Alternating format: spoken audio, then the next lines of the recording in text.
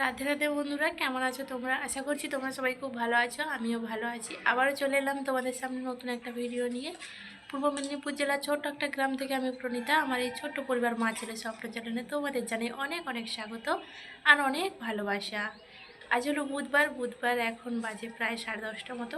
তো এখন থেকে তোমাদের সাথে নিয়ে ভিডিওটা শুরু করলাম। আশা করছি আজকের ভিডিওটা তোমাদের ভালো লাগবে। যদি ভালো লেগে থাকে একটা লাইক করে দিও আর কমেন্টে জানিও ভিডিওটা কেমন হয়েছে। আর আজকের ভিডিওটা উপর থেকেই শুরু করলাম, কারণ ওপরে এসেছি একটু, নিচে কারেন্ট নেই আর মেয়েটাও এই ওপরে এসেছে, তো সেই জন্য ওপরে এসেছি। ভালো তো আছি, ভালো ছিলাম। হঠাৎ করে মেয়েকে সকালে স্কুলে স্কুল না, টিউশনে দিতে যাব বেরিয়েছি, মেয়ে বেরিয়েছি। তো মেয়ে হঠাৎ করে সিঁড়িতে না পড়ে গেছে, মানে অনেকটা উঁচু থেকে পড়েনি, এক এক পা ওপর থেকে এক পা নিচে মানে বসে গেছে এরকম। তা ওর কোমরে আগে লেগেছিলো, তো সেই জন্য কোমরে নাকি ওর ব্যথা লাগছে। তো সেই জন্য টিউশনে আর যায়নি সকালে। আর ওর বাপি বলল যে স্কুলেও দিয়ে আসতে না, আর স্কুলে তো সরস্বতী পূজা হবে, সেই জন্য স্কুলে টুকটাক কাজ টাজ হয়তো বাচ্চা দিয়ে করাতে পারে। তো সেই কারণে আমিও ভাবলাম যে থাক, স্কুল না যাবে। তো স্কুল যাবে না বলে এখানে যে খেলনা নিয়ে এসে বসছে, খেলা করছে। আর ওরা মুড়ি খেয়েছে, আর আমি এদিকে চা করেছি আর গোলা রুটি করেছি, গোলা রুটি খাবো বলে। আর পুজো টুজো হয়ে গেছে, তো ওকে দিতে যাব বেরিয়েছিলাম। তারপরে ওকে দিয়ে এসে জানি পুজো করব, কিন্তু ও তো পড়ে গেল আর গেল না। তারপরে আমি পুজোটা করে নিয়েছি। এখন এই যে ওপরে এসছি একটু, ওপরে ভালো কিন্তু রোদ বেরিয়েছে। আর এখনও দেখো আমার এই ব্যথাটা এখনও সারেনি, মানে এখনও রয়েছে। চলো চাটা খেয়ে নিই, এখন করে নিয়ে এসেছি যদি খেয়ে নিই।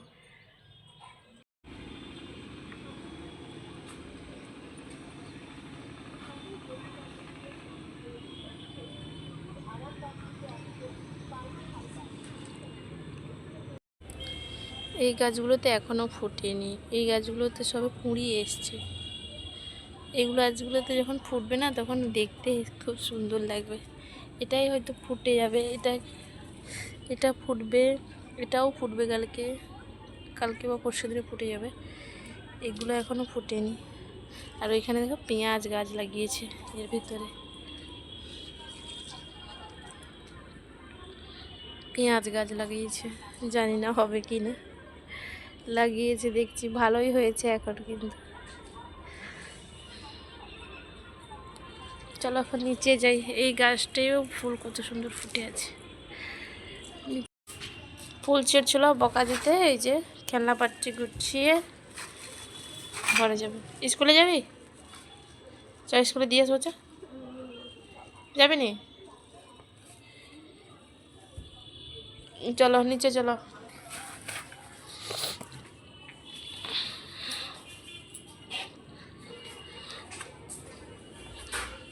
উপর থেকে এসে এই যে ভাত বসিয়ে দিয়েছি, আর আজকে তরকারি কিছু রান্না করব না, সেদ্ধ ভাতই করব। মেয়েকে জিজ্ঞেস করলাম কি রান্না করব। এমনিতে সবজি সেরকম কিছুই নেই, আর ডাল আছে, প্রত্যেক দিন ডাল খেতে ভালো লাগে না। তাই মেয়ে বলল কি আলু সেদ্ধ আর টমেটো সেদ্ধ করো। তো আলু টমেটো মাখা করলে খেতে বেশ ভালো লাগে, তাই না? তো তাই জন্য আলু ভাতে দিয়ে ভাতটা বসিয়ে দিয়েছি। আর এদিকে আমি এখন মশলার ডিবাগুলো ভালো করে ধুয়ে নিচ্ছি। কয়েকদিন ছাড়া ছাড়া ডিবাগুলো না ধুলে না এত তেল চিটচিটে হয়ে যায় যে কি বলবো।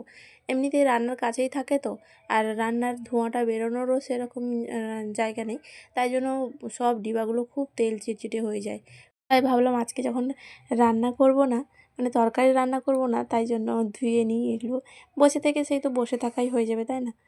তো তারপরে খাওয়া দাওয়া সেরে নিয়েছিলাম, আবার তোমাদের সামনে এলাম একদম সন্ধেবেলা এদিকে রান্নাটাও করে নিয়েছি, আলু ভাজা করেছি আর রুটি করেছি।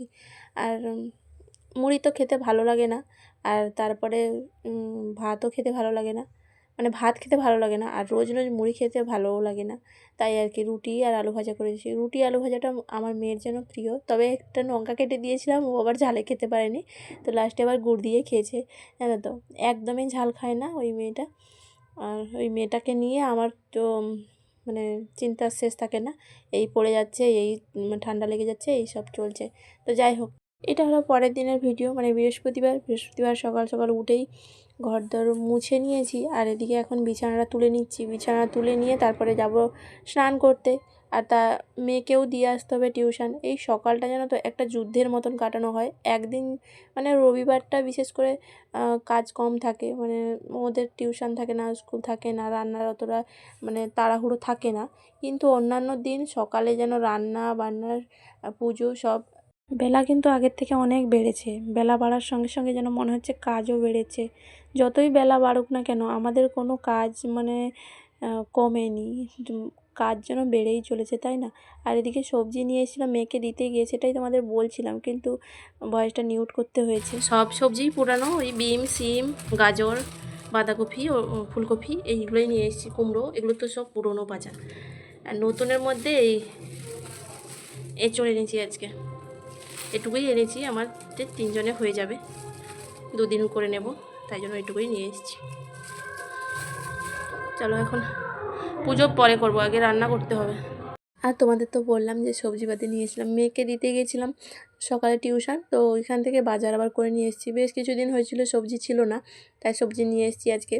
আর এদিকে দেখো, বললাম না সকালে যেমন যুদ্ধের মতন কাটাতে হয়, তো এই যে রান্না হচ্ছিল, তারপরে কড়াইতে নামানোরও টাইম ছিল না, আমি মেয়েকে দিতে চলে গেছিলাম স্কুলে।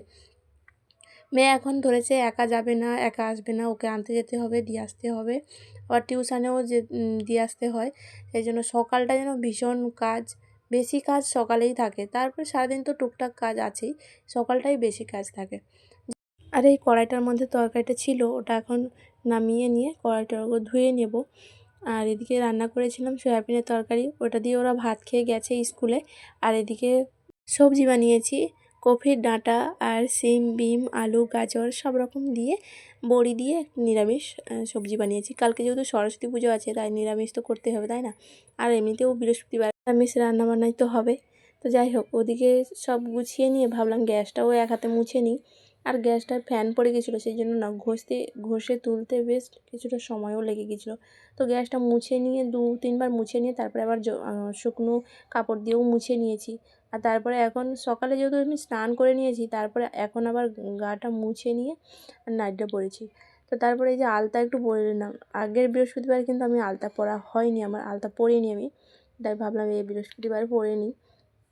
তো কালকে সরস্বতী পুজো আছে, তো তাই আর কি ভাবলাম যে পরেই নিই আজকে পরে নিলাম আলতা পরে তারপর পুজোও দিয়ে নিয়েছি। আর এত ধুনো, পুরো ঘরটা ধোঁয়ায় অন্ধকার হয়ে গেছে, সেটাই তোমাদেরকে দেখাচ্ছিলাম। পুজো দিয়ে তারপরে খাওয়া দাওয়া সেরে নিয়েছিলাম। পুজো দিতে দিতে আমার 1টা বেজে গেছিলো, মেয়ে বাড়ি চলে এসেছিলো। আর মেয়ে খেয়ে নিয়েছি, খেয়ে দিয়ে তারপরে এখন ওপরে এসেছি জামা কাপড়গুলো মেলতে। জামা কাপড়গুলো আগেই ধোয়া ছিল, কিন্তু মেলতে আসিনি, কারণ ওই খিদে লেগে গেছিলো, তাই জন্য আগে খেয়ে নিয়েছি, তারপরে জামা কাপড়গুলো মেলতে এসেছি। বৃহস্পতিবার আসলেই আমার না কাজে খুব দেরি হয়ে যায়। তো যাই হোক, ভিডিওর এই পর্যায়ে এসে একটা কথা বলি, যে সকল বন্ধুরা এখনও পর্যন্ত আমার সাথে আছো, আমার এই ভিডিওটি দেখছো, তাদেরকে জানাই অসংখ্য ধন্যবাদ আর অনেক ভালোবাসা। আর আজকের ভিডিওতে যদি কোনো নতুন বন্ধু এসে থাকো, ভিডিওটা এই পর্যন্ত দেখে তোমার কোথাও একটু ভালো লেগে থাকলে চাইলে তুমি চ্যানেলটা সাবস্ক্রাইব করে আমার পাশে থেকে যেতে পারো। আর যারা আগে থেকে এই কাজটি করে রেখেছো, তাদেরকে জানাই অসংখ্য ধন্যবাদ আর অনেক ভালোবাসা। যে সকল দিদি ভাইয়েরা বোনরা আমাকে এত সুন্দর সুন্দর কমেন্ট করো, তাদেরকে জানাই অসংখ্য ধন্যবাদ আর অনেক ভালোবাসা। এইভাবে তোমরা আমার পাশে থেকো, এটুকুই অনুরোধ আমি তো তোমাদের নিজে কাছে। শুয়েছিলাম, এই জন্য বেশি জামা কাপড় উপরে মেলিনি, কারণ মনে থাকেনি। আর এই যে মেয়েটা আসছে ওপরে, ও ডাকেও নি যে মা উপরে জামা কাপড় আছে নিয়ে যাও। এই যে উপরে এসে এখন খেলা করছে, সন্ধ্যা হয়ে গেছে এখনও উপরে দাঁড়িয়েছে। তো বলবি যে মা জামা কাপড় আছে, এগুলো ঠান্ডা হয়ে যাচ্ছে। আর ঠান্ডাটা এখন কমে গেছে, বা চলো এগুলো এখন তুলে নিয়ে যাই। আর কালকে তো সরস্বতী পূজা, চারদিকে মাইক বাজছে, মানে বাজনা বাজছে, ঠাকুর যাচ্ছে যত বাজনা বাজছে। আর চারিদিকটা যেন কুয়াশা কুয়াশা লাগছে। শুয়েছিলাম এত সময়, এমনিই শুয়েছিলাম, তো জানটা যেন আকপাক করছে। যাই হোক, চলো এখন নিচে যাওয়া যাক জামা কাপড়গুলো তুলে নিয়ে। এই নিচে চল, সোয়েটার আর পা প্যান্ট পরবি। আর এদিকে সন্ধেবেলায় এখন খাওয়া দাওয়া হবে, তো খাওয়া দাওয়ার আগে ভাবলাম এই জলের ক্যানটাকে রাখতে হবে, তো তাই জন্য এই টুলটা ধুয়েছিলাম আর এই কাপড়টাকেও ধুয়ে দিয়েছিলাম আর জল রাখার জায়গাটাকেও ধুয়ে দিয়েছিলাম। এটাকে কি আমি মনে নেই, ভুলে গেছি। তো যাই হোক, এটা ধুয়ে দিয়েছিলাম, তাই এখন জলটা রেখে দেব। আর কয়েকদিন ছাড়া ছাড়া না ধুলে না এত তেল চিটচিটে হয়ে যায়, 2 ক্যান শেষ হয়ে যায়, তারপরে আবার ধুয়ে দিই। এরকম করে ধোয়া হয়, মানে 15 দিন ছাড়া ছাড়া এরকম করে ধুয়ে দিই, তাতে আমার ভালো হয়, তেল চিটচিটেটা অত পড়ে না আর কি। তো যাই হোক, আজকে রাত্রেবেলা দুপুরের তরকারিগুলো ছিল, ওইগুলো দিয়ে খাওয়া দাওয়া হয়ে যাবে। আজ তবে আসি বন্ধুরা, সবাই ভালো থেকো, সুস্থ থেকো, আবারও দেখা হবে।